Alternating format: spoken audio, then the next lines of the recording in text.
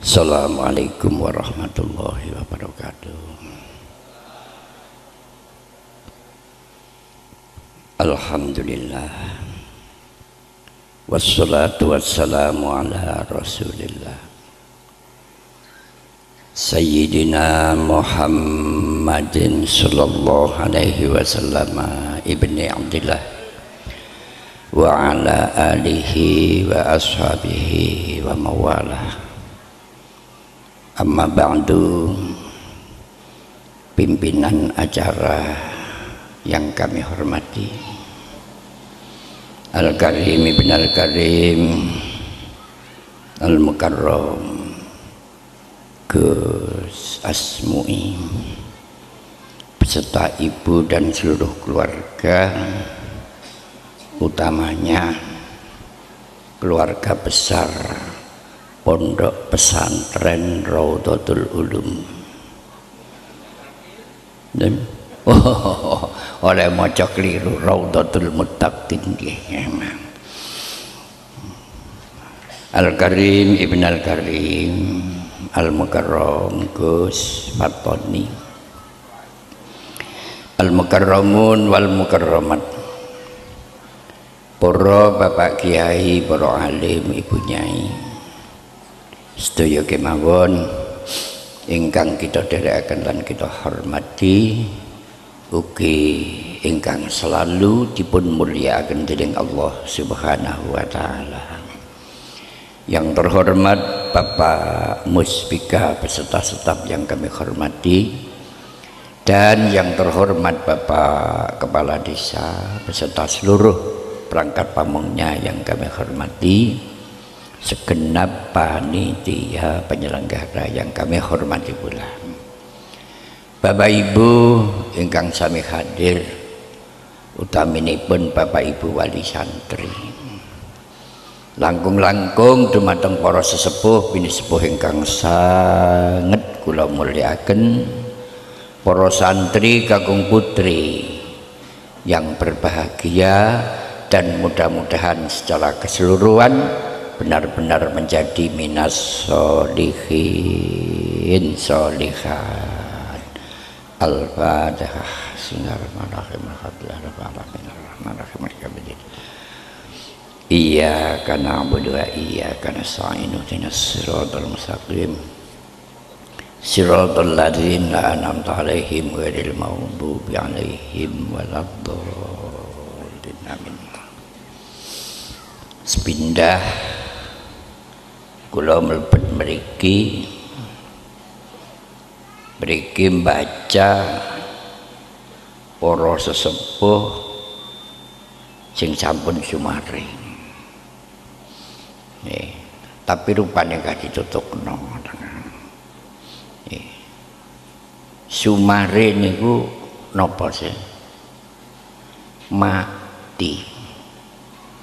Dadi wong sumare niku ana sing oleh nikmat sing sejati, ana sing matek. Matek niku nikmate entek. Lagi lah.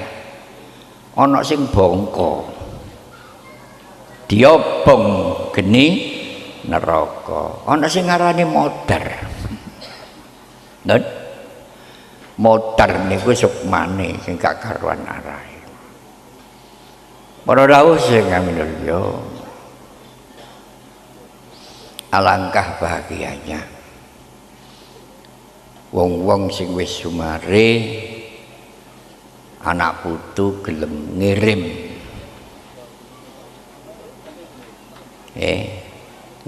donga malam Jumat. Ahli kubur padha mulih jaluk kiriman ayat suci Al-Qur'an, yen pamiline ora gelem ngirimi, ahli kubur padha nangis mbrebes milih. Lagu napa niku? Mari berjoget bersama. Sanganane kaya kapal.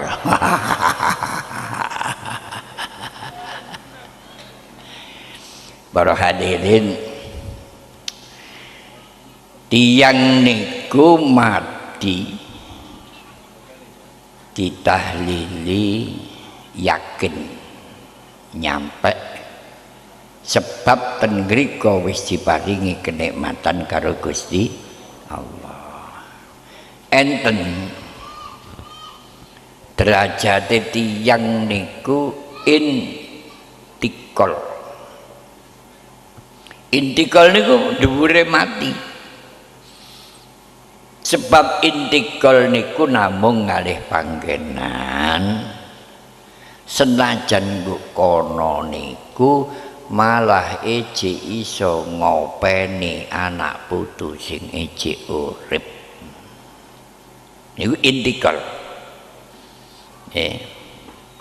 Mulane kadang tiyang ten sampeyan niku langsung dipanggi. Saged jagongan. Soale intikal. Kula gadah rutin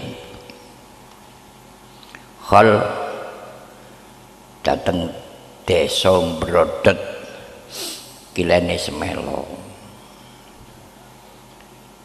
sing dikholi Mbah Kiai Ageng Mbrodet nggih Mbah Kiai Ageng Korek nggih Mbah Kiai Ageng Abdul Adzim. Beberapa tahun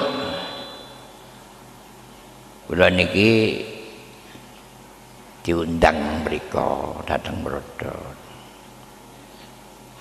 Tapi mboten tahu dipethuki. Alhamdulillah. Enggal niki kula mriko tengok-tengok ten langgar kula niki dirangkul kalih Mbah Yai Abdul Adzim. Yo aku iki le Kiai Ageng Mbrodet, Kiai Ageng Korek, Kiai Ageng Abdul Adzim. Tibake saruh kula tiyang Arab kuning ganteng wonge kewedhe. Lajeng keluargane sing pun sumare Arab-Arab niku nggih padha mara. Genten ngrangkul, genten ngrangkul, genten ngrangkul. Terakhir niku almarhum kena dialani malih kaya kanca kali kula niku Gus Mahin Harun Rasyid. Aku ya kepengin ngrangkul. Iya. Rangkulan tapi aku mau kok jak ngoten kula niki. Mau dikumpul matek rene ngoten.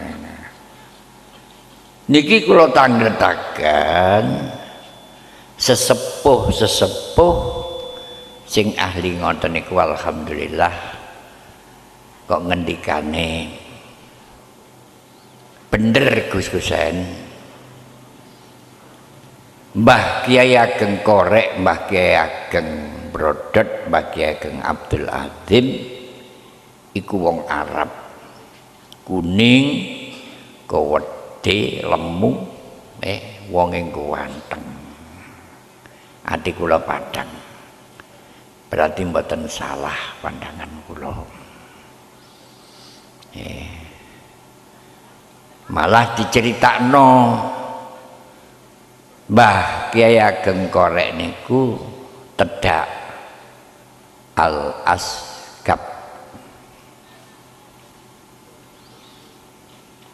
Ceritane lho ngoten. Niki malih ceritane.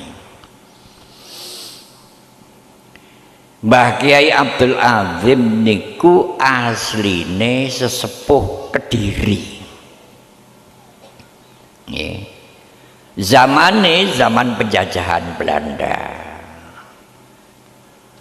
Sebab sangka dene saene Mbah Yai Abdul Adzim datang masyarakat.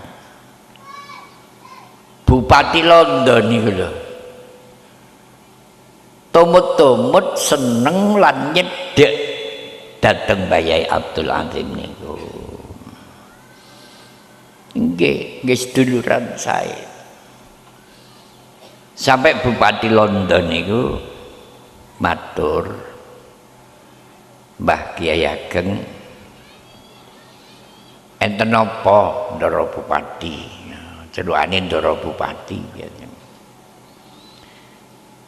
Kula senajan seneng sapa mriki panjenengan lak mboten napa-napa, kula malah remen. Saking kerepe sowan dhateng Mbah Yai Abdul Adzim, kahanan ten pondok pesantren ngeten iki nyumrapi saene kahanan pondok pesantren. Liya dina niku Bupati London niku matur, Mbah Kiai Ageng, mbok pilih panjenengan meragat lembu napa meragat kurban lan lindu-lindune. Kula nggih nderek-nderek mriki tumut nedha lan kula nyuwun bagian. Oh nggih. Dadi setiap melagat lembu santrine ngirimi datang bupati. Pandangan sing kaya ngeten iki diarani pandangan sing nikmat. Tapi Kanjeng Nabi dawuh inna likulli dzi nikmatin mahsudun sahibuha. Niki mboten iso dihindari. Setiap wong sing diparingi kenikmatan karo Gusti Allah mesti ana wong sing cemburu sosial. Artine drengki. Saene kaya ngeten iki nggih enten wong cukul drengki. Sing cukul drengki niku tibake napa? Sing dadi kacung-kacungane Londo niku wong Jawa. Mboten diperintah kali bupati wayahe Mbah Yai meragat lembu. Santri durung sampai ngirimaken daginge lembu. Kacung-kacungane Londo niku sowan dhateng Yai nyelonong njupuk ulam. Yai bersih mboten enten niat napa-napa. Nggih, Nak sampean beto. Tibake kacung-kacungane Londo niki nggawa racun. Iwak daging sing digawa niku disawur-sawuri racun. Dugi kabupaten mboten disowanaken tapi dipojokaken teng kene pager. Oleh ngomong mboten penak, Tuhan. Yai Abdul Adzim niku mboten kena dipercaya. Saestu mboten kena dipercaya. Untung kula niki wau ndisi mriku. Tibake ulam kula deleh ngene pager niku. Ulame niku dipasangi racun. Lek mboten percados diiris dipakakno asu langsung mati. Zaman-zaman penjajah mboten enten perhitungan panjang lebar. Bupati Londo langsung gerakno kumpeni. Geruduk ten pondoke Mbah Yai Abdul Adzim. Mbah Yai Abdul Adzim mboten ngerti napa-napa. Diperondong bedil untung.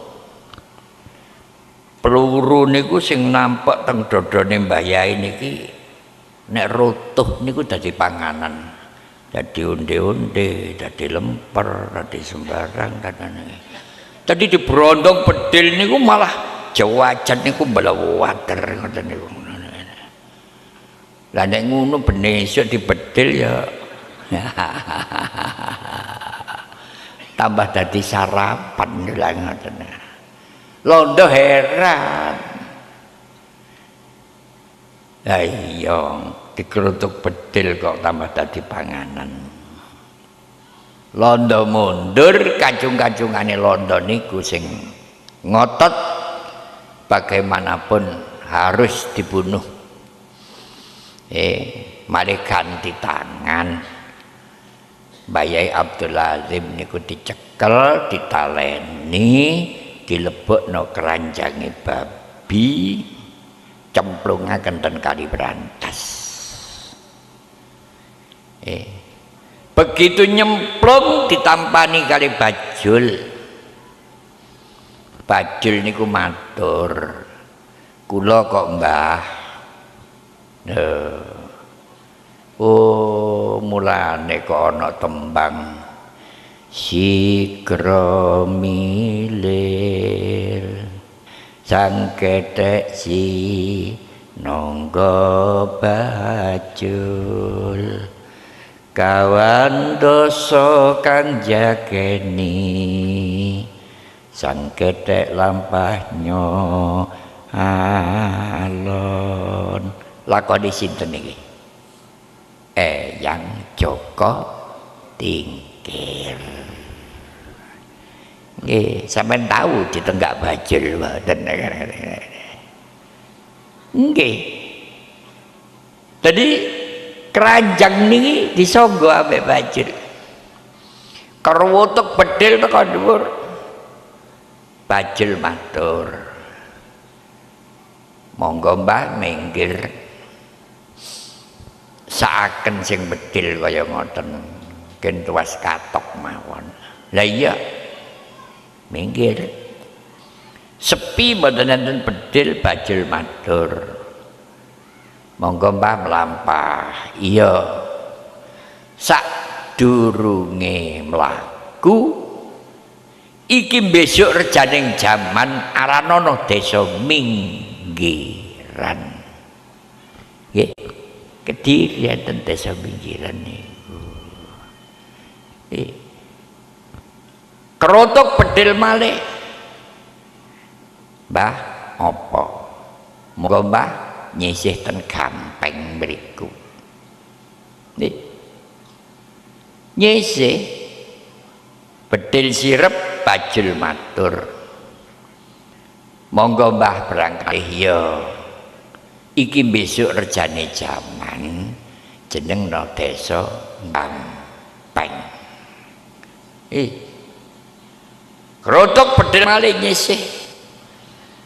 Pas nyisih dadak pas kencenge susuwe walet. Bedil sepi ngajak berangkat. Iki besok rejane taman aranono desa Susuwan. Kediri bareng pun berangkat kendel tenggane Purwo Asri, tapi durung dadi desa. Istirahat Mbah teng mriki nyantai ya. Berangkat malih Mbah dawuh, iki besok rejaning jaman aranono desa Purwo Asri. Purwo iku kawitan, Asri iku seneng. Lah enten Purwo Asri ya. Nggih. Mari ngono ngalor. Teko lore dalane sepur niku Bajul matur, mosok Mbah terus ngindir mawon. Wong pun mboten enten napa-napa. Ya wis. Kulon kali aranono lestari.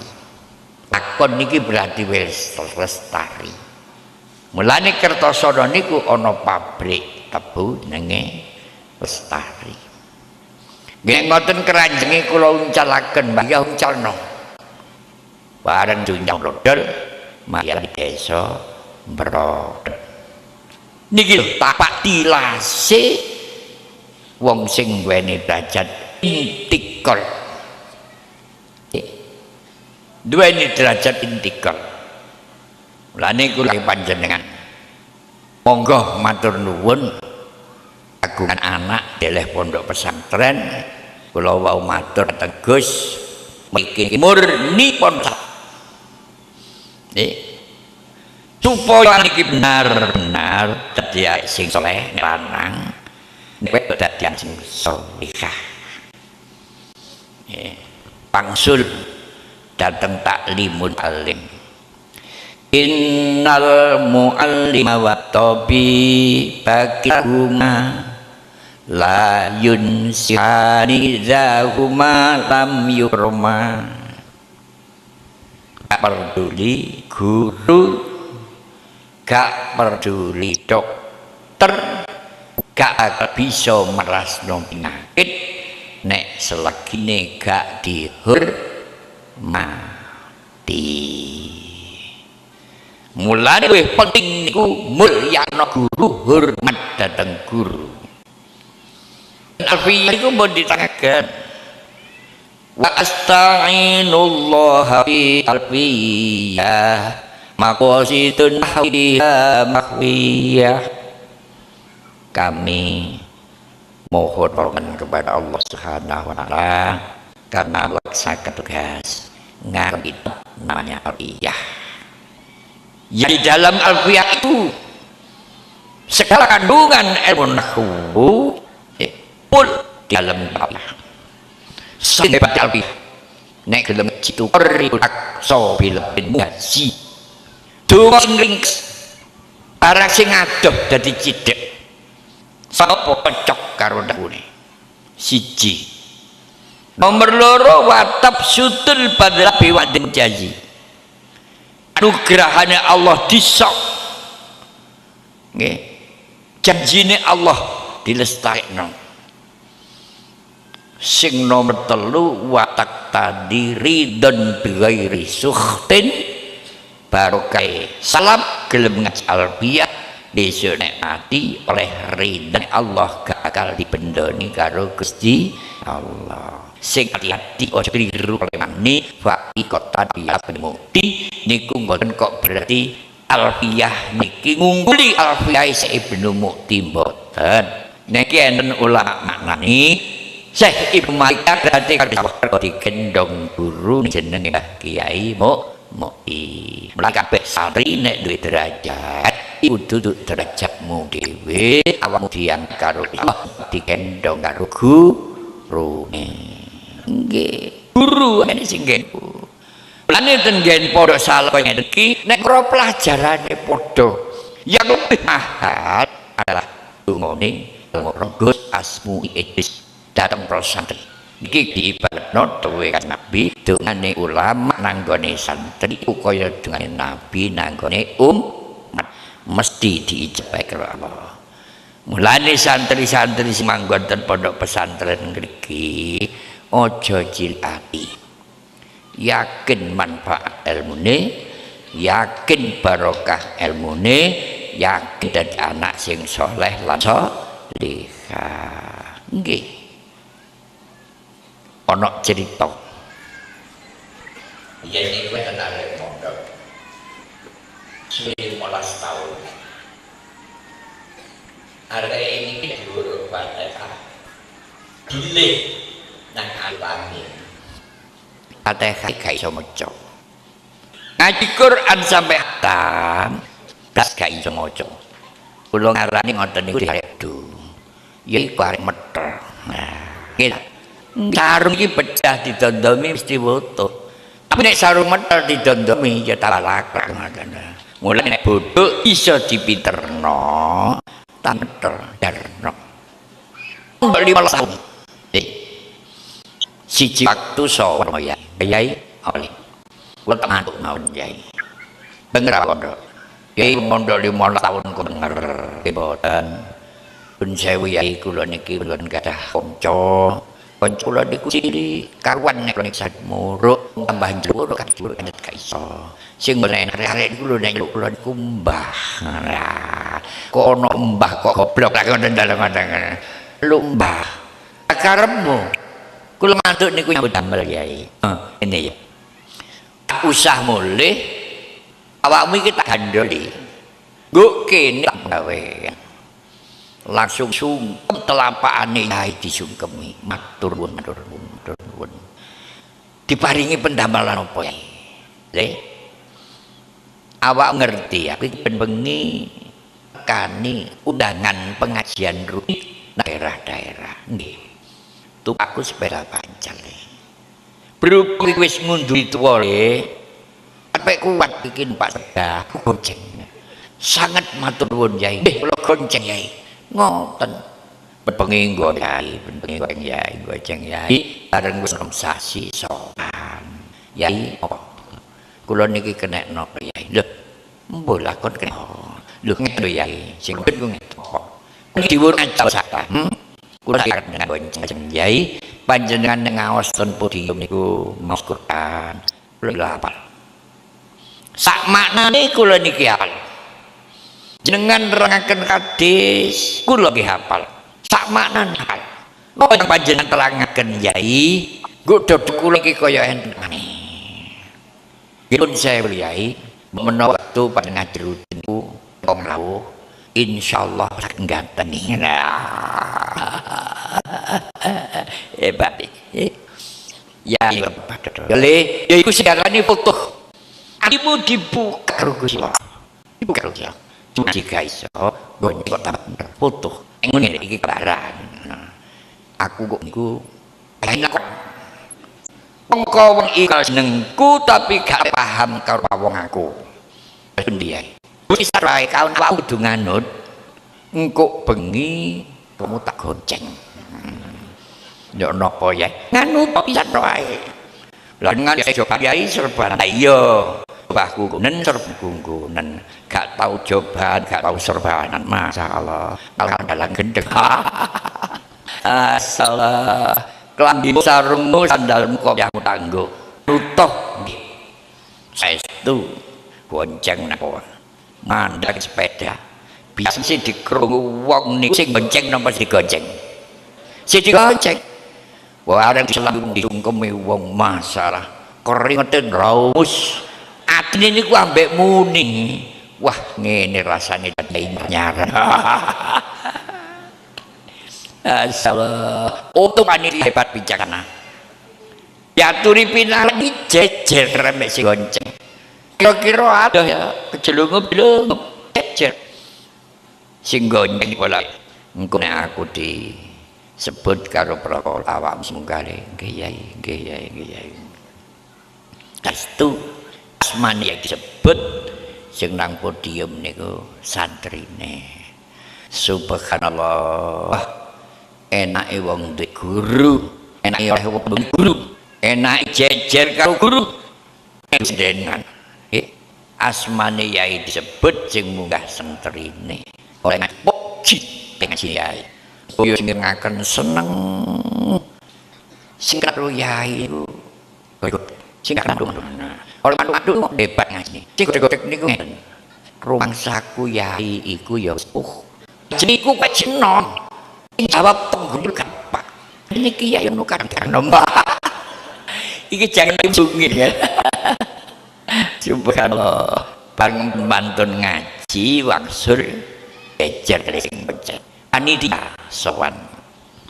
Saya Gus oke no. Berikan ahsul mas datang sal. Enten beberan. Sangat don rawuhan jong-jong iki untuk bisa bagi adalah pasal iki. Dipaksa saja. Ini saya iso comali iso. Di mesti jangan wah gak iso. Jadi iso. Apa di mau kabeh nanti gak iso. Ini ku iso karo mongso gak iso. Siji dadi ora kalau bercetak nih. Gak iso iso jangan puas jadi tak makan terus. Itu blaku tenan barang. Gak iso. Walaupun pelajaran gak iso. Tapi bangga dengan sifat. Mulane menolak mati Allah salah. Wong dek Allah. Wong apa? Terus sadar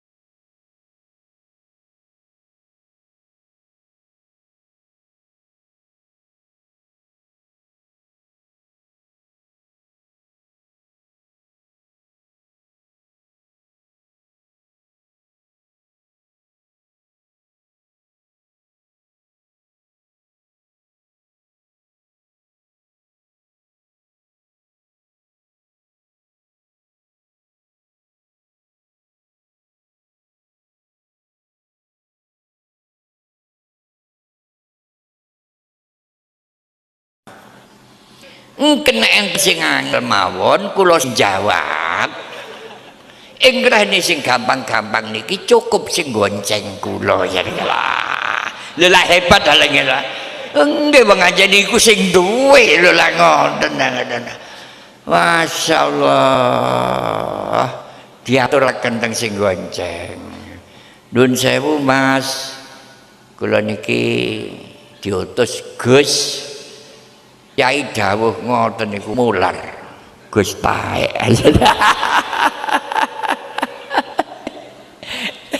Yai ini nyeluk Gus niku mular Gus taek. Niki kula jawab nomor tunggal kitab niki. Jawabane ngeten. Sampai 5. Barokah rumong iso. Barokah rumong iso. Barokah sumindi nanggone guru. Sak lungguhan malih kaya khatam kitab 5. Panitia kali wong-wong sing ngrungokno niku kathah sing mular. Subhanallah. Sing gonceng pintere kaya ngono. Ndah nino dadi gonceng.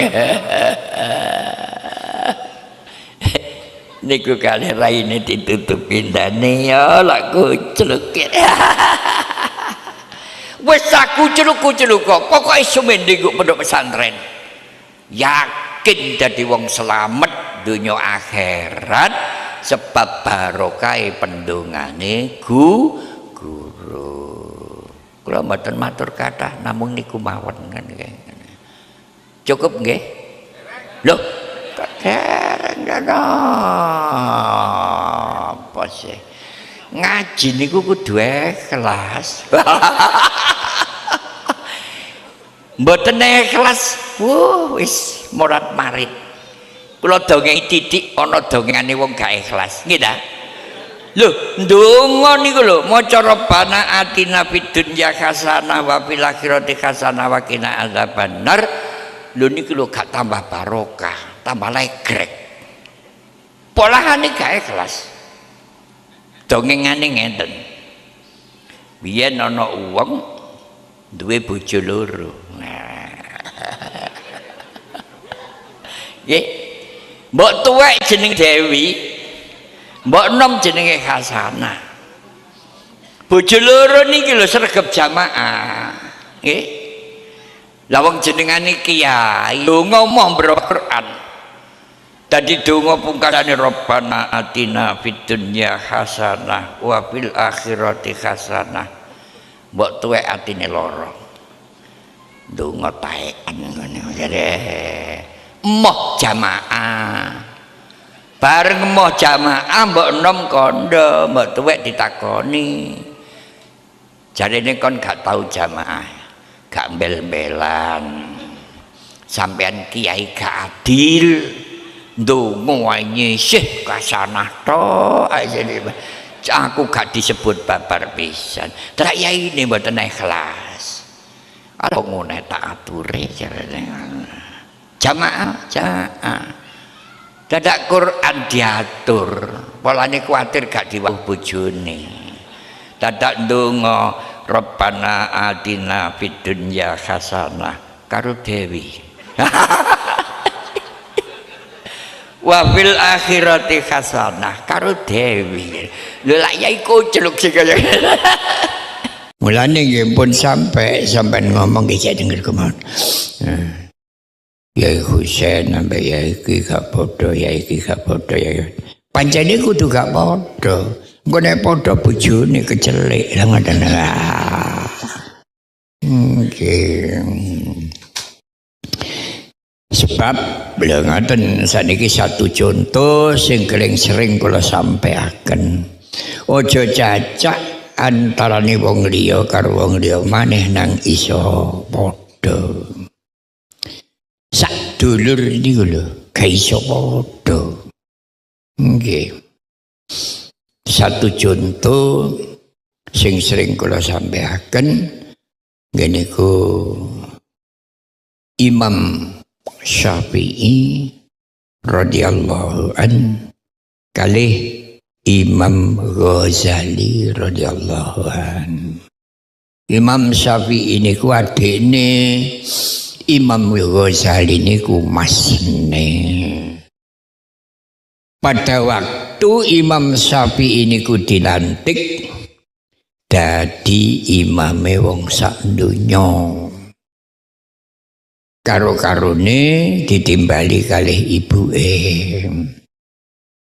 Syafi'i nggih Bu, Ghazali iku masmu.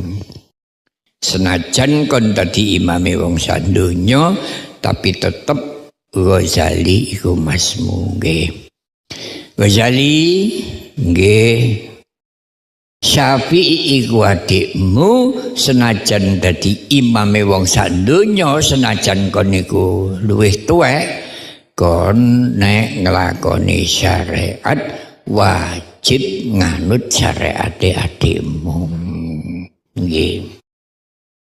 Tibae terjadi siji waktu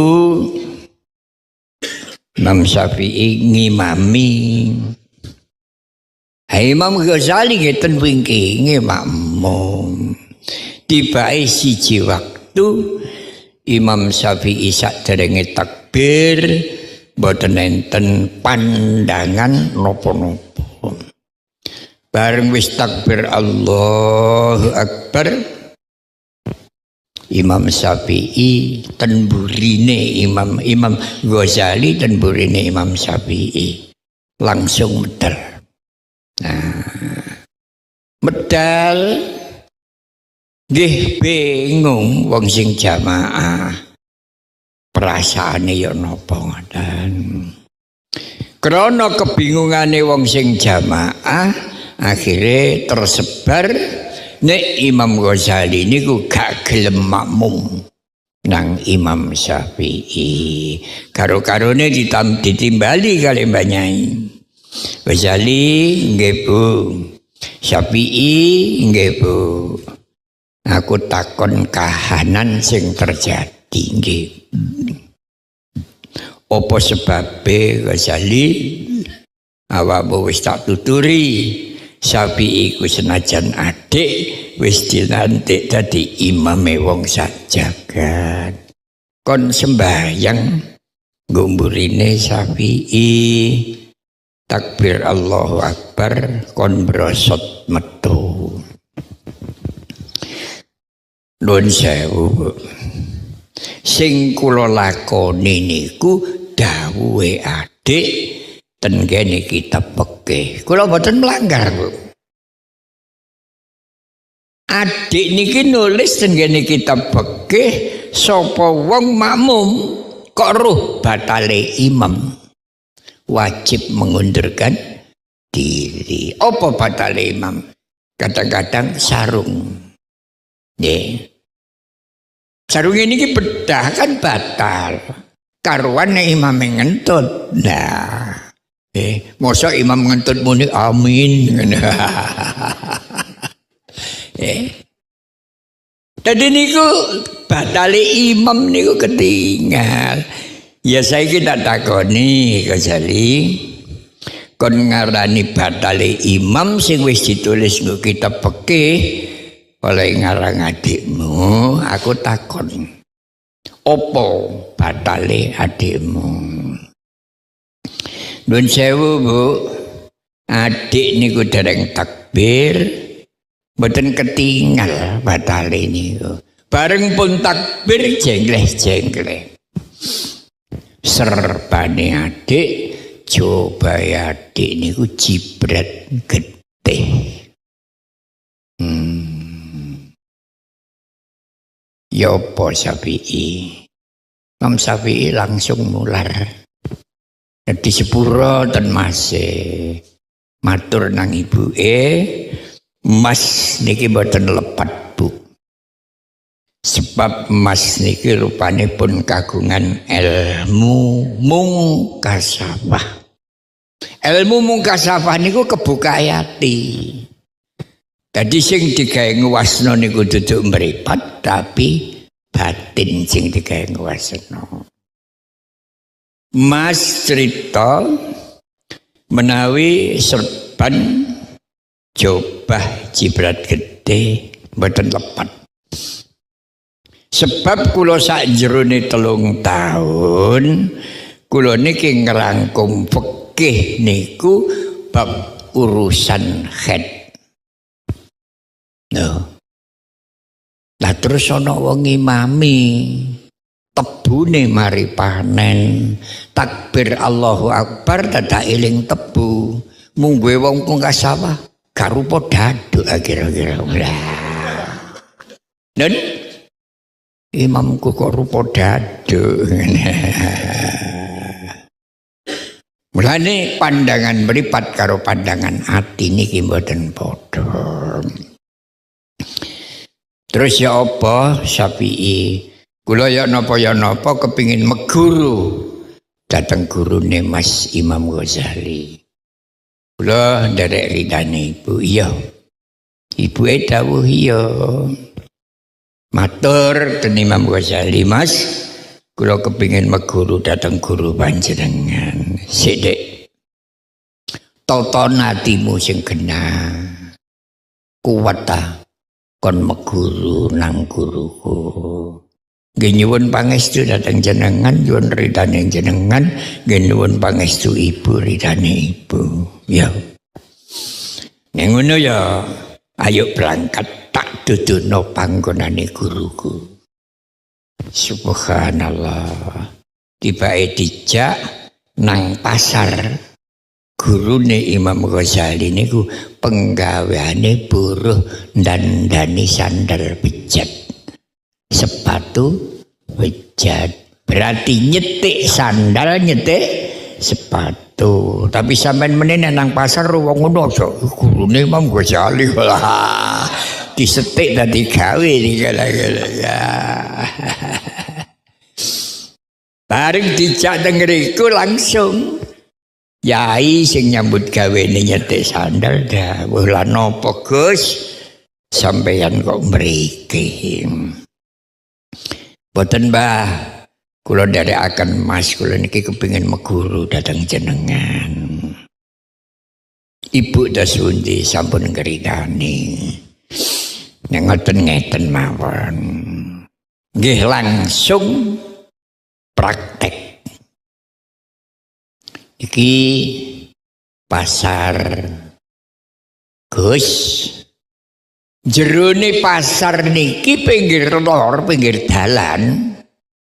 Niku enten WC sing pun mboten kamot kotoran niku. Tiang sak pasar niku lho bingung. Beneran nek sampean kepengin meguru ten kula Gus, sampean damel WC ten lor Rembong mriku. Sing gede, sing jeru, sing jembar. Sekali praktek nggih langsung. Lah saiki mondok dikongkon gawe WC gak mondok gak apa-apa ngono lah. Dan nggih langsung damel WC ten lor Rembong.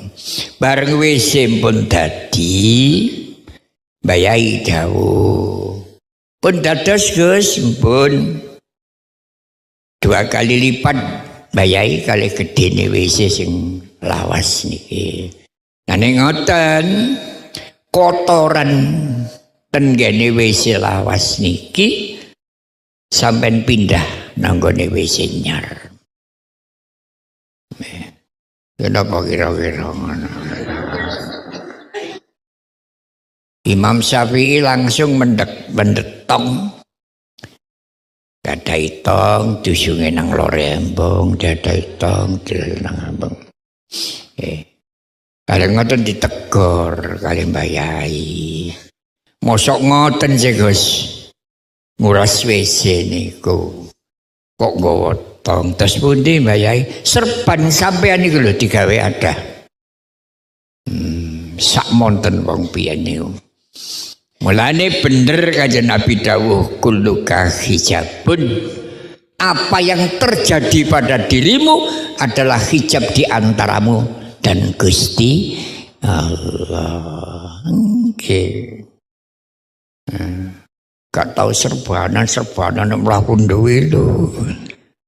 sampai ketabrak pager. Nggih serban sampeyan iki lho Gus, ditambal ngusungi kotoran. Nggih, Mbah. Serban langsung dilepas, dibeber nggone WC. Niki kelawan izine Allah, WC langsung asat, gandane arum, kotoran iki lho ngalih dhewe nang lore dalan, tapi meneh aja nyacak ngono. Nang kopiahe dicuk nggih. Ya gurih ringgal. Ya niki jenenge cara kula crita niki malih eling dawuh Gus Dur, aja mung ngaji syariat bloko. Pun samonten mawon kadawa-dawa nggih. Muga ngelmu kula kali panjenengan senajan gedhik diparing ana manfaat dening Allah Subhanahu wa taala. Katen ingkang saged kula aturaken, monggo kita tutup sarana waosan Al-Fatihah. A'udzubillahi minasyaitonir rajim. Bismillahirrahmanirrahim. Alhamdulillahirabbil alamin. Ar-Rahmanir Rahim. Maliki yaumiddin. Iyyaka na'budu wa iyyaka nasta'in. Ihdinas siratal mustaqim. Siratal ladzina an'amta 'alaihim ghairil maghdubi 'alaihim waladdallin. Amin. Allahumma shalli wa sallim ala sayyidina Muhammad. Alhamdulillahirabbil alamin. Allahumma jammilna bil afiyati wassalamah wa haqiqna bit taqwa wal istiqomah wa a'idna min mujibatin nadama innaka sami'ud du'a. Allahumma shalli ala sayyidina Muhammadin wa ala alihi wa sahbihi. Assalamualaikum warahmatullahi wabarakatuh. Alhamdulillah wassalatu wassalamu ala rasulillah Sayyidina Muhammadin sallallahu alaihi wasallam ibni Abdillah wa ala alihi wa ashabihi wa mawalah. Amma ba'du.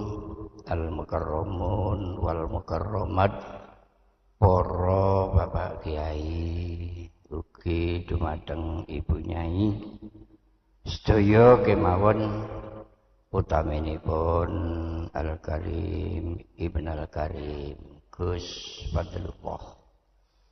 Sedaya kala wau ingkang tansah kita dherekaken lan kita hormati, ugi ingkang selalu dipun mulyakaken dening Allah Subhanahu wa taala.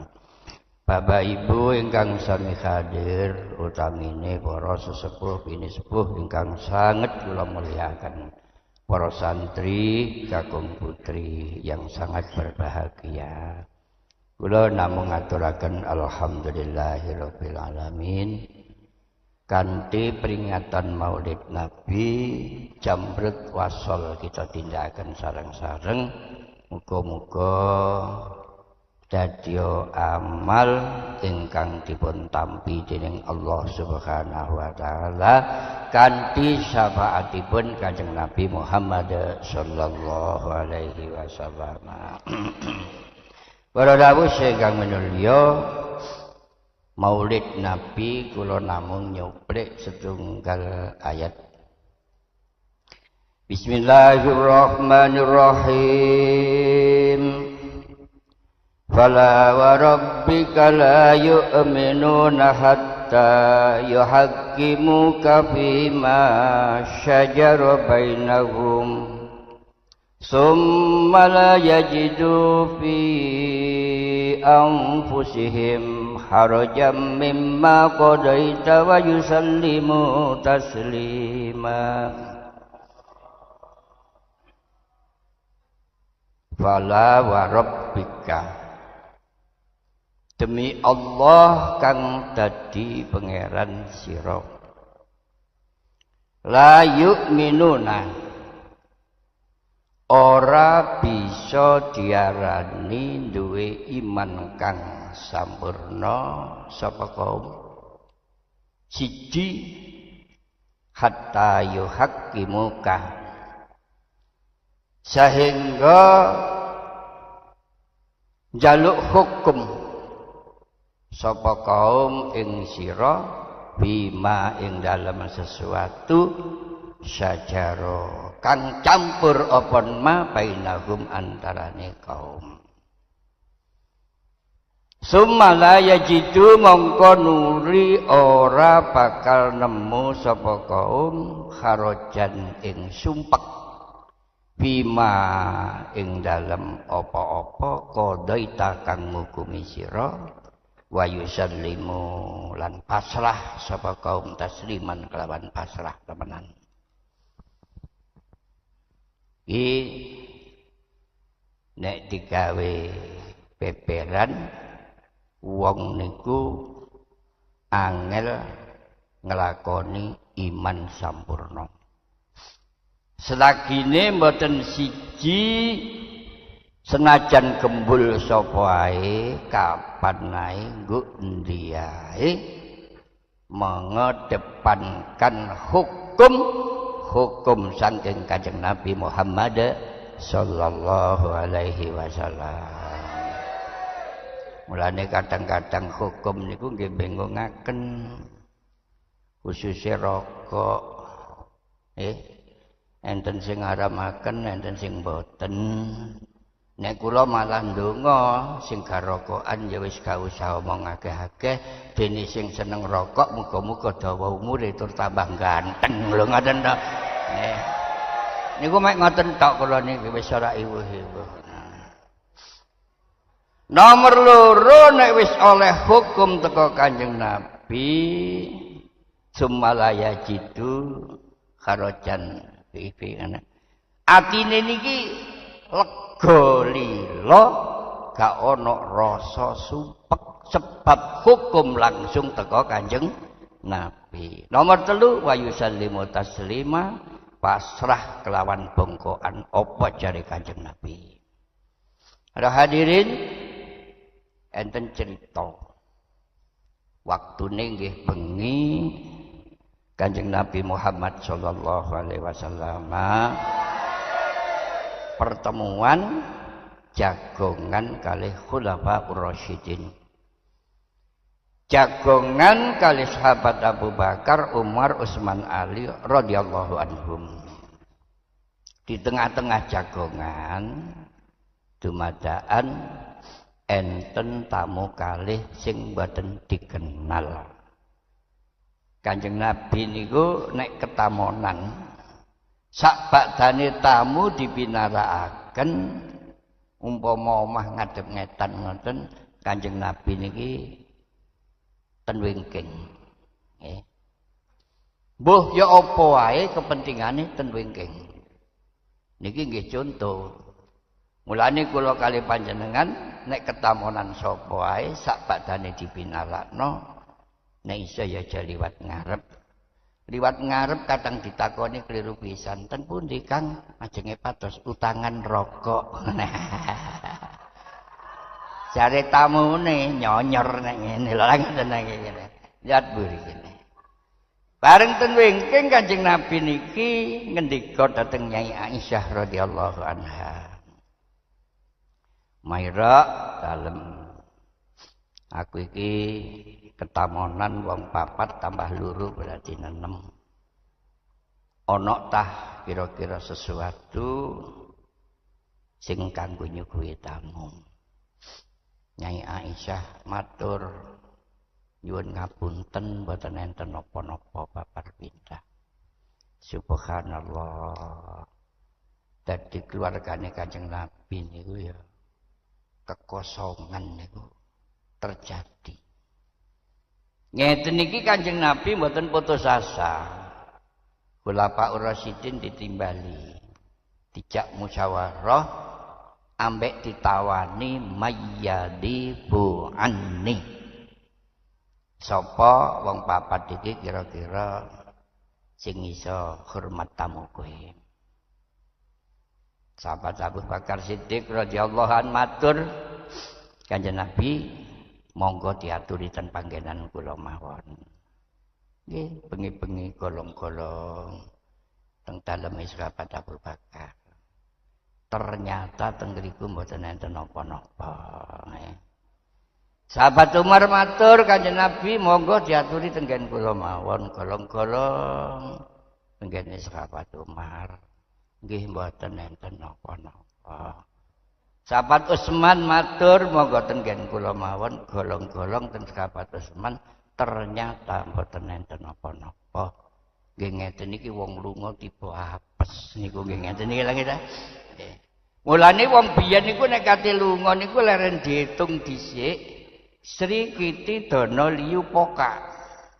Nek tiba Sri kemomoken, nek tiba Poka wis karuan berkat nggo sandingi selali ganti gawa. Sak monten denganan. Pun bareng kaya ngoten Sayyidina Ali karramallahu wajhah matur monggo sedaya dhateng panggenan kula. Berhubung waktu niku makin malam, Sayyidina Ali niki sangat bijaksana tur pendapetin niku gampang diterima tur akeh benere.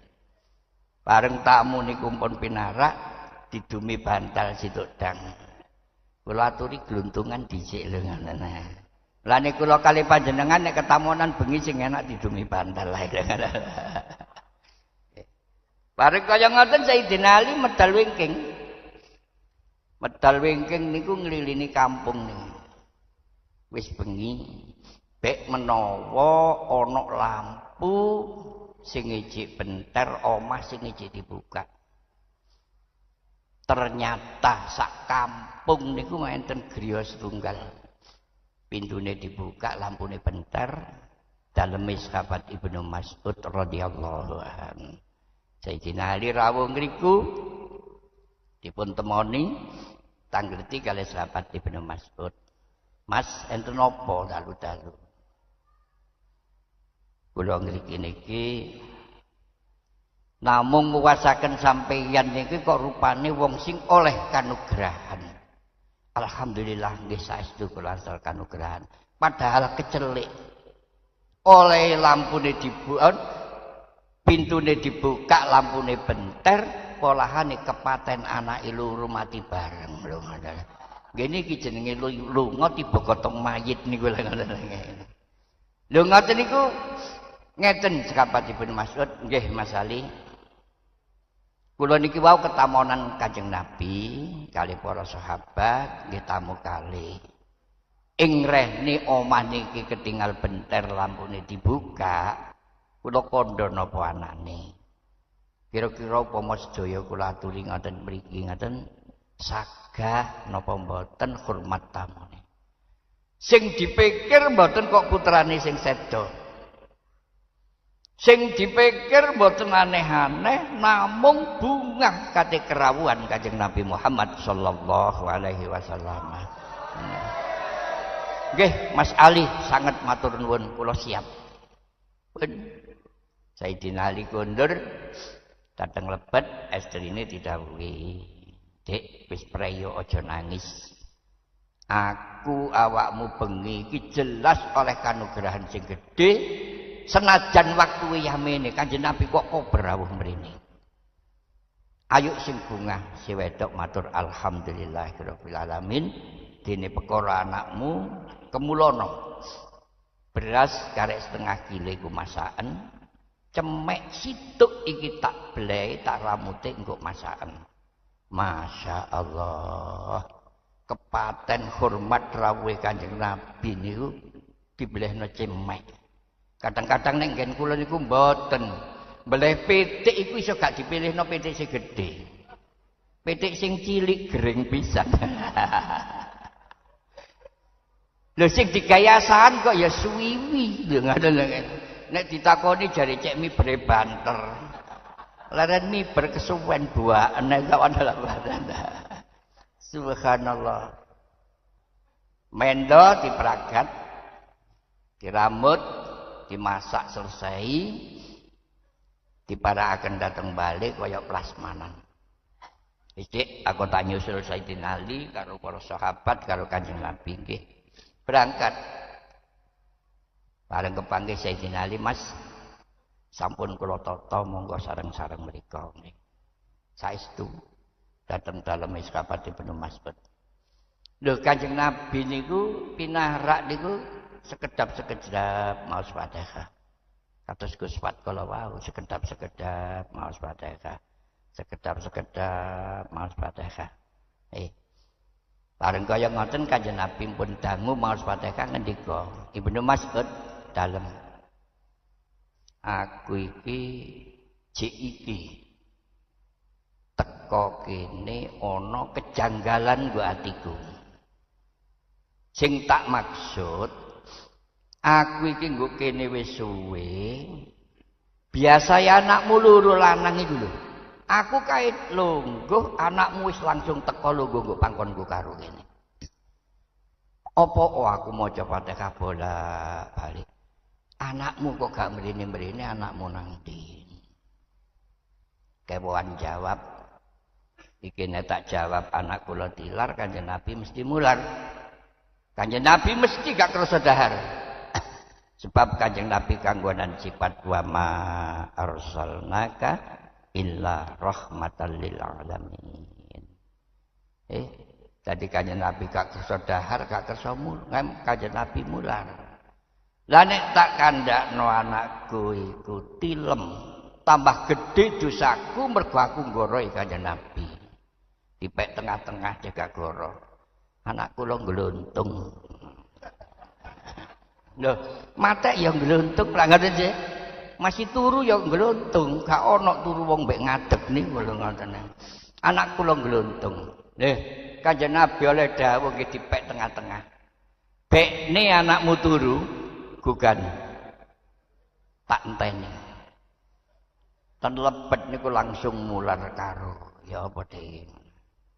Lah nggih wong pun kadung ala gluntung kokon gugah. Lah nek jenengan kathik matur anak kula tilar nggih tambah mboten penak. Ya, ing reh niki dawuh Kanjeng Nabi perlu dileksanakno, wajib. Lare dikemuli niku digugah. Doleh tangi yo dinteni karo Kanjeng Nabi. Alhamdulillahirabbil alamin. Arek loro niku tangi bareng. Tapi yo gak kate tak tambahi jekekal gate lho ngoten. Ya wis jekekal dhewe lho ngoten lho nggih. Arek loro niku tangi bareng. Langsung ten pangkone Kanjeng Nabi dirangkul karo. Lah yo ngene tak enteni kit mangga moro-moro.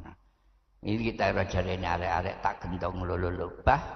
Wong mati ora obah, nek obah ndelek utangan. Pun bareng kaya ngoten sahabat Ibnu Mas'ud matur Rasulullah, apa panjenengan kala wau ngendika janggal. Kula saniki niki nggih kejanggalan. Dene napa sing kula pandang niki tamune wau 7. Lho sing kalih niki ten pundi?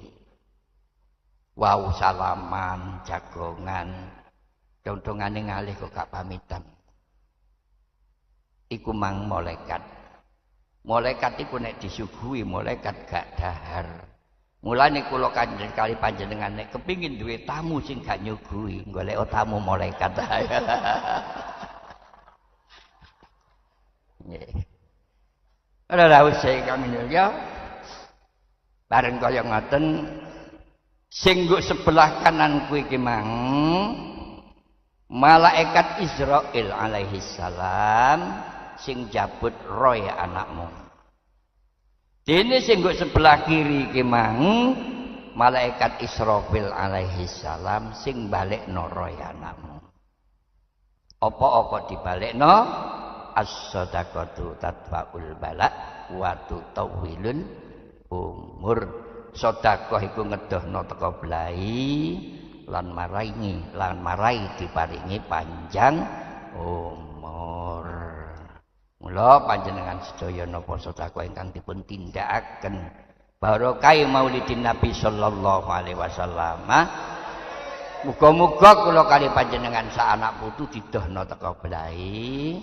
Kula kali panjenengan diparing ana panjang umur tur duwike akeh. Amin ya. Lho kula lek ndonga pancene ngoten. Panjang umur mesti tak tambahi duwike akeh. Mergo umur dawa gak tau nyekel duit, iso kudu minggat barang. Niki babakan pertama. Sakniki kula ngaturaken bab fakir-fakir niku wau. Kanjeng Nabi niki nek angsal arta niku mesti didum, mboten bakal prehi dundum arta niku selagine artane dereng telas. Niku Kanjeng Nabi. Kanjeng Nabi niki nek kagungan arta mesti didum, mboten prehi dundum arta selagine artane dereng telas. Siji waktu Kanjeng Nabi niku angsal arta kuwatah. Sahabat didhawuhi, sapa ae kandhanono sing butuh dhuwit kongkon mrene didungi. Ternyata enten tiyang estri sing oleh panduman niku wangsul niku liwat daleme Nyai Fatimah radhiyallahu anha. Lho Nyai Fatimah niku giling jagung. Giling jagung wajane fakir. Sing angsal bagian arta niki terus sowan, "Ning, jenengan kok giling jagung? Kene iki pendamelan kula, yo." Lho, wong abahe dundum dhewe. Wong pirang-pirang ewu didumi kuwape, lha niki kula angsal bagian. Ini bangane giling jagung ning jenengan ngriko lah angsal bagian. Nyai Fatimah sowan. Bah kula nyuwun arta wah wis entek duwike. Entek duwike. Ngene nak ya. Apa sebabe kok dhuwit iki tak dum nang wong-wong? Awakmu iki anak sak waya-waya njaluk gak sungkan sebab aku wong tuamu. Nek wong-wong iku mangupama gak tak celuki gak ngarah teko kene njaluk pantuman. Dadi kon sabar ya mbok kapan kowe nek oleh dhuwit tak dumi. Niki Kanjeng Nabi. Dadi anak karo masyarakat penting masyarakat. Niki Kanjeng Nabi. Malah Kanjeng Nabi mboten niku tok. Kanjeng Nabi selama hidupnya niki madarane niki mboten tahu, krasa wareg niku mboten tahu. Lesu mawon. Nggih. Malah Kanjeng Nabi niku nek sare niku kok kambal napa malih kasur babar pindah mboten atos. Nek sare niku sing didamel lemek papai kurma. Nggih. Gambek gegere niki ngecap nek mantun sare niku. Enten sahabat nangisi Kanjeng Nabi Rasul. Raja-raja niku nek sare mboten ten papai kurma. Wong panjenengan niki nurun fauqa nurin, di atas segala cahaya. Gunung Uhud niku kali malaikat Jibril ditawakaken panjenengan, didadekno emas. Lho upama dicuwil nek didamel tumbas kasur mawon oleh pinten kasur. Kok di lampu sari kaya ngeten iki. Kanjeng Nabi dawuh, aku iki momong umat tak rewangi kaya ngene iki. Aku kuwatir nek besok dituntut karo umat nggo ngarsane Allah. Subhanallah. Niku Kanjeng Nabi. Mulane para kiai-kiai sepuh niku biasane senajan gak turu lemek blarak dikulinakno nek turu niku galar. Ngaten. Nek turu niku galar, nek sare niku galar. Malah galare gedhe-gedhe ngoten niku. Ngoten iki kiai-kiai sepuh nek dirang ngleti napa yai kok sare ten galar. Tinggi iku nek nggo kasur gak kerasan. Tapi tinggi iku nek nggo galar kerasan. Awak-awakan iki turu nggo galar, cek dipangan tinggi, iki nyampur nakno darah.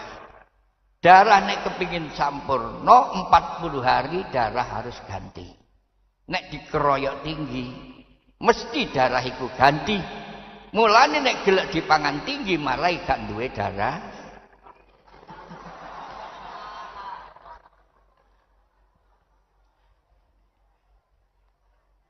Ngoten arene Kanjeng Nabi niku.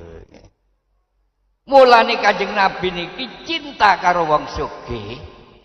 Tapi Kanjeng Nabi nek enten wong njaluk pendonga kula panjenengan dongaaken sugih, mboten kersa.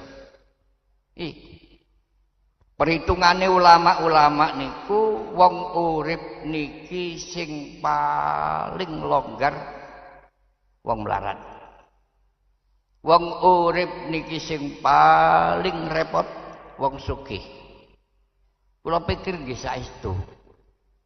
Gen kula niku enten wong pikir nek isuk digo budal mreman nggawa gledekan. Nggih gledekan niku damel mreman. Mungkin mulai adus gledekan dalam buri turu sak wayah-wayah niku saged sek. Wala ade gak kuwatir gledekane dicolong wong lho ya ngoten. Nyolong gledekan iki lho kepengin budal mreman andong ngoten. Tambah suwe wong niku sugih. Bareng sugih duwe mercy. Bareng wis duwe mercy nek bengi malah gak iso turu. Bolahan yang akeh motor dicolong maling.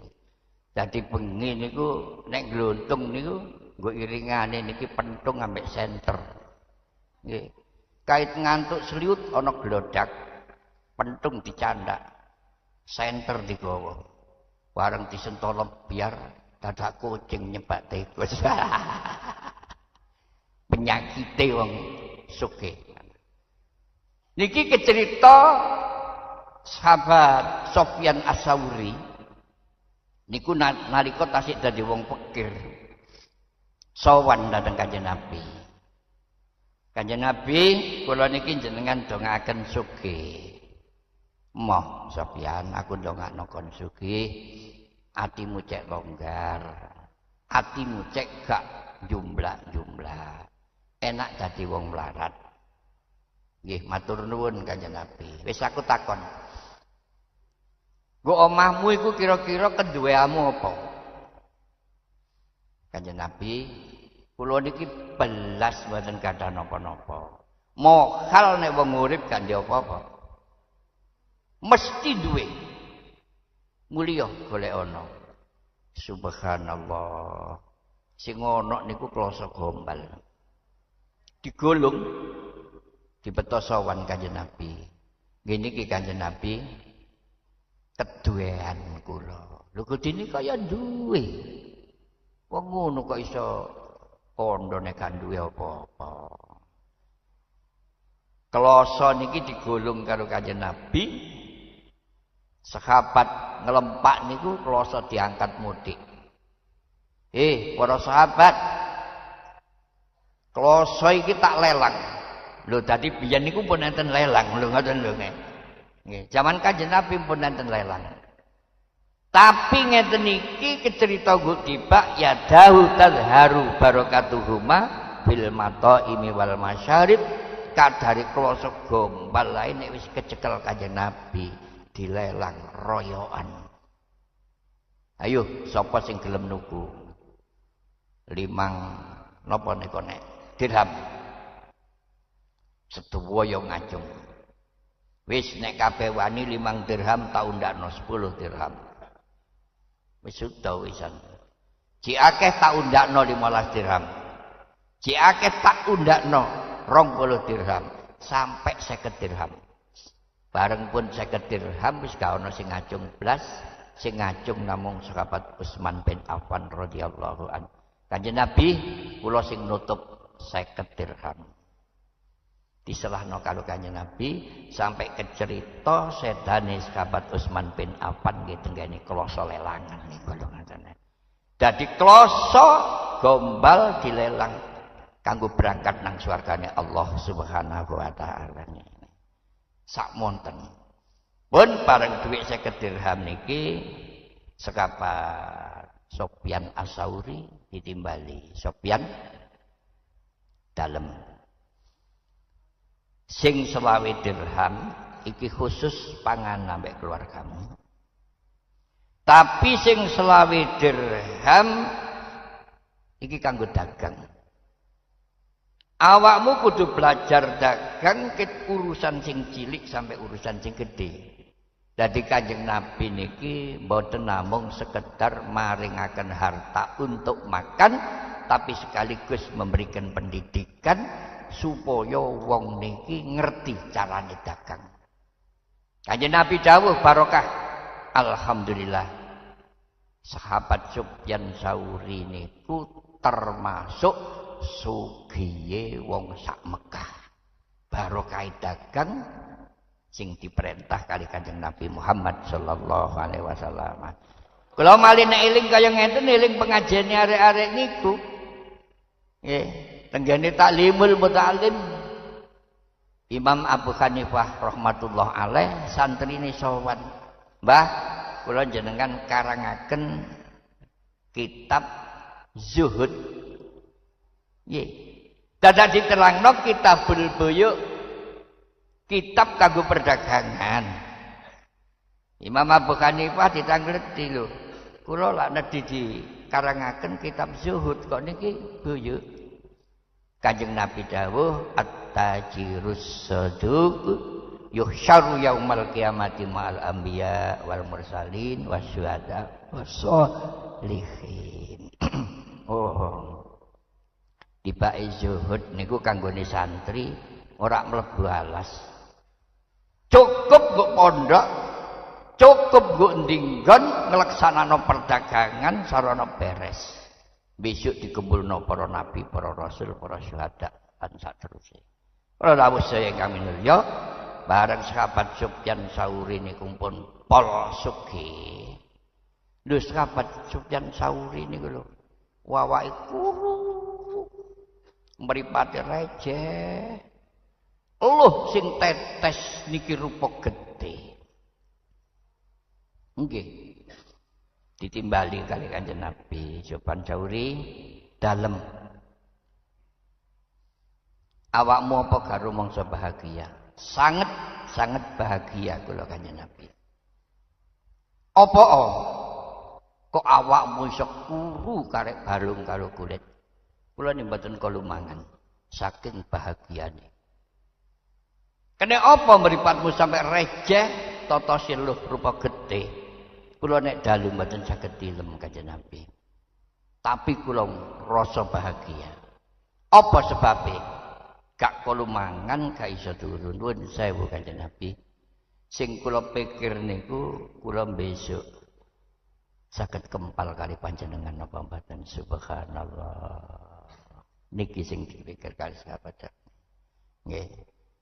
Mayyuti'illaha wa rasulahu faqad faza fauzan azima. Sufyan Tsauri, awakmu tak jamin besok ke akhirat kumpul aku ngoten. Man ahabbani kana ma'i fil jannah. Mula sangka niku kula kali panjenengan senajan ketoke gak ana sing kuru. Lah ngoten Gus. Senajan ketoke gak ana sing receh, ngoten. Tapi nggih penting kuru karo receh niku. Bapak niku nek nuturi kula ngoten ya Gusan napa Pak? Wong iku nek akeh mangane mesti gedhe taeke. Nek akeh turune mesti gedhe ketheke. Zaman Kanjeng Nabi Muhammad sallallahu alaihi wasallam disowani lare estri. Lare estri niku sowan tangane karo niki diketingalaken dhateng Kanjeng Nabi kalih mular. Kanjeng Nabi dawuh, "Lapona teko-teko kok nangis." Nuwun sewu Kanjeng Nabi, tangan kula niki sakniki keting ciker bungker. Sewakit luar biasa Kanjeng Nabi. Kena apa? Tangan kula niki kobong Kanjeng Nabi. Kobong geni apa? Geni iki sing diarani kobong impian menjadi kenyataan. Awakmu ngipi apa? Ngeten Kanjeng Nabi, wau dalu kula tilem niku ngimpi rumangsa kula kiamat niku pun teka. Tibake situasi di kiamat niku Kanjeng Nabi sangat membingungkan dan sangat menyedihkan. Ya napa le mboten sedih, mboten bingung Kanjeng Nabi. Sak donya niki piyupan mboten enten. Lemah diganti tembaga, srengenge dindekno mung sak gayukan. Kula mlaku ngalor ngidul ngetan ngulon, mular kula Kanjeng Nabi. Di samping niku enten sing luweh kula tangisi. Enten situasi kaya ngoten niku sing kula tangisi niku bapak kula karo mak kula mati pun dangu. Sing kula pikiraken bapak emak niku nang neraka napa nang swarga. Arang lho wong mikirno wong tuane nang neraka ta nang swarga. Sing akeh wong tuane matek karo anake royokan warisan lho. Niku anggen kula ngaten nggih. Umpama mriki ana ya tunggale lho ngono. Sing kula tangisi mak karo bapak napa nang neraka napa nang swarga. Tibake Kanjeng Nabi kula nangis ngalor ngidul ngetan ngulon. Sesuk dicegat ambek malaikat, menungso. Nggih malaikat. Lapo kok nangis? Kula niki nangisi mak kali bapak, mati pun dangu. Napa mak niku nang swarga napa nang neraka? Bapak niku napa nang swarga napa nang neraka? Aku malaikat nggih. Buktekno. Saiki awakmu nang neraka tak ayomi gak galek kepanasan. Kon rono. Kula mboten ngarani ngetan, rono. Nggo kono kok ana pintu gerbang. Dadi nang neraka niku ana pintu gerbange. Pintu gerbang niku ana tulisane wa amma man khaffat mawazinuhu fa ummuhu hawiyah wa ma adraka ma hiya narun hamiyah. Kula waca ngeten iki bene kula panjenengan besok ana pintu gerbang aja diterusno. Iku dalane nang neraka. Sing diarani neraka iku istana api jare malaikat. Mburine pintu gerbang iku ana istana api. Nggo kuno bapakmu ulu salam, awakmu ulu salam nang bapakmu. Nek dijawab berarti bapakmu nggo neraka, nek gak dijawab berarti bapakmu nggo swarga. Makmu yang ngono ulu ana salam. Nek jawab berarti nggo neraka, nek gak jawab nggo swarga. Kanjeng Nabi kula bareng dumugi istana api kula uluk salam nang bapak. Bapak mboten jawab, ati kula padang alhamdulillah bapak nggo swarga. Bareng kula uluk salam nang mak, assalamualaikum mak. Dadak mak langsung jawab, waalaikumsalam, kok kaya anakku Fatimah. Nggih mak. Sampai teng neraka mak iya. Kali mular kula nggih mular. Lah bapak ten pundi mak? Bapakmu kaya taek ya ngono. Lho lah kok kaya taek mak? Iya biyen gondonya nek ngomong aku cinta kepadamu sehidup semati. Ternyata nggo kene aku gak tahu disambangi bapakmu. Lah kaya taek ya bapakmu. Ngoten. Lah terus bapak niki ten pundi paling-paling nggo swarga. Merono nang swarga. Engko nek kepethuk bapakmu kandhanono aku kongkon nyusul cenang mentas teko neraka. Enak nek jisur rundingan kaya ngoten. Nggih mak kula padhesane. Bareng kula takon malaikat pundi dalane nang swarga rono. Nggo kono pintu gerbang nang swarga. Tulisane fi maq'adi sidqin inda malikim muqtadir. Iku pintu gerbang nang swarga. Nggo gunung kon nek wis kepethuk istana berlian, bapakmu lu ana salam langsung terbuka. Nggih, malaikat. Nggih, berangkat kula Kanjeng Nabi. Bareng enten pintu gerbang tulisane fi maq'adi sidqin inda malikin muqtadir. Kula langsung mlebu enten istana berlian. Kula uluk salam ten Bapak, assalamualaikum Bapak. Bapak jawab waalaikumsalam. Istana berlian mboten enten pintune, tapi krana Bapak jawab langsung terbuka. Bareng kula dijak Bapak rene. Kula niki lungguhna Bapak ati kula lara.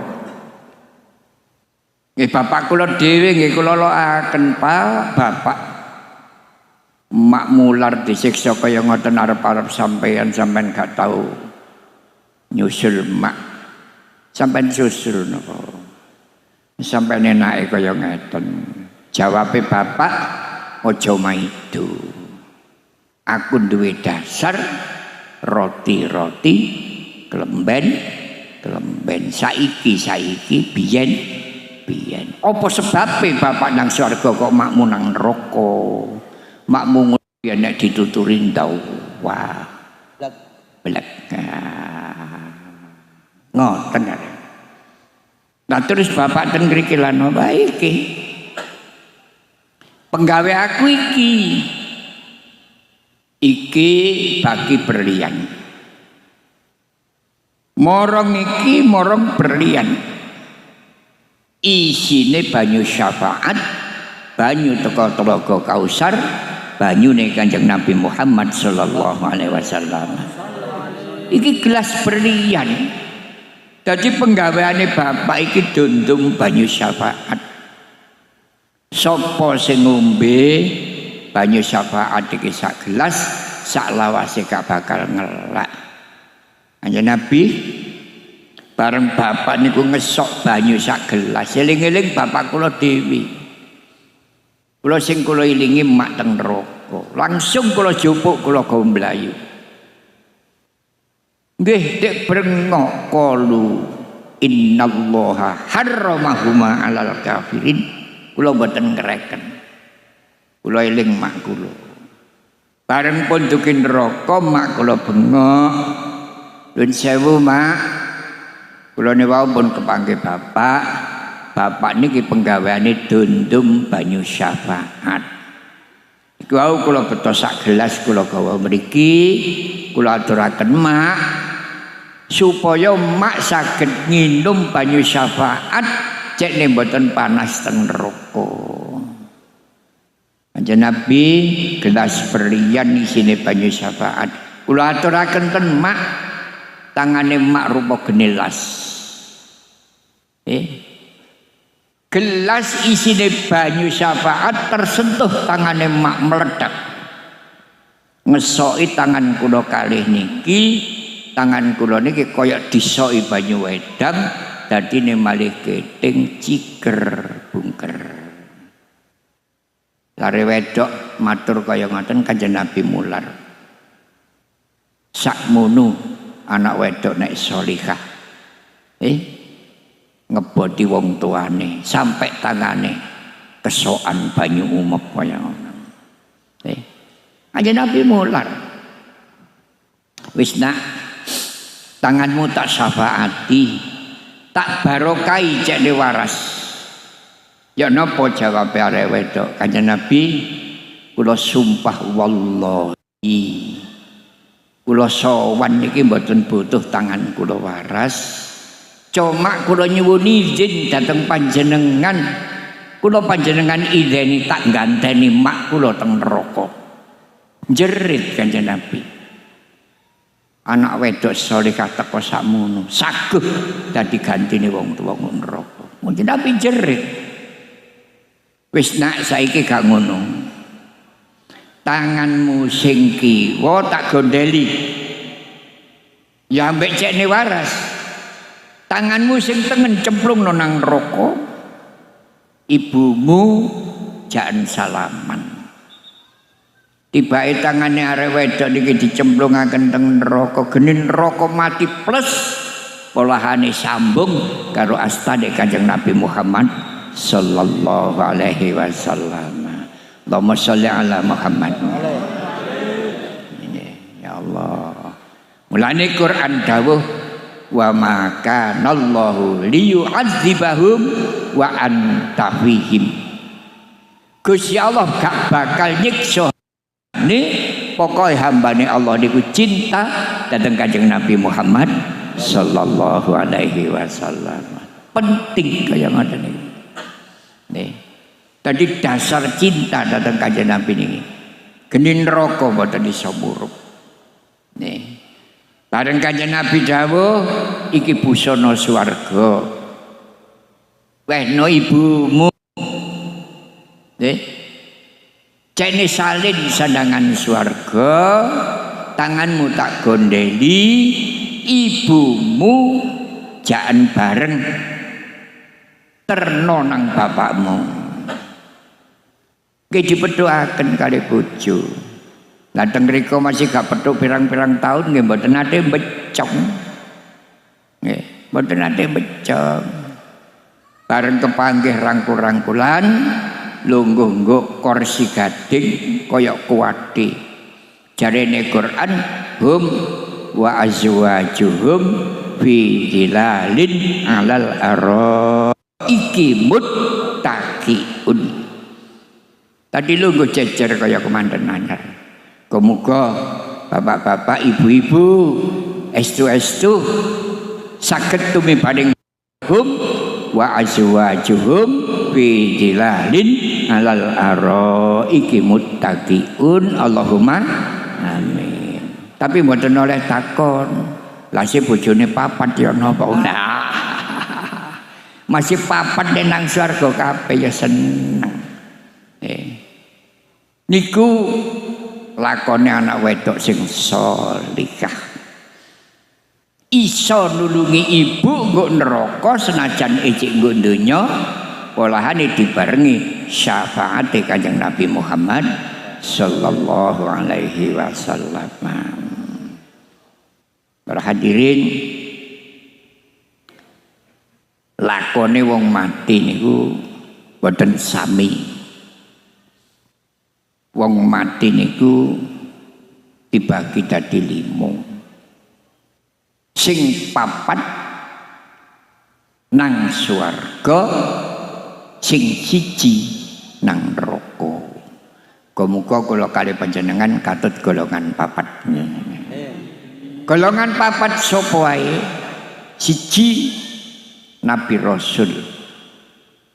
Nabi Rasul niku nek sedo Gusti Allah ngutus malaikat kongkon gawano kendaraan teko swarga.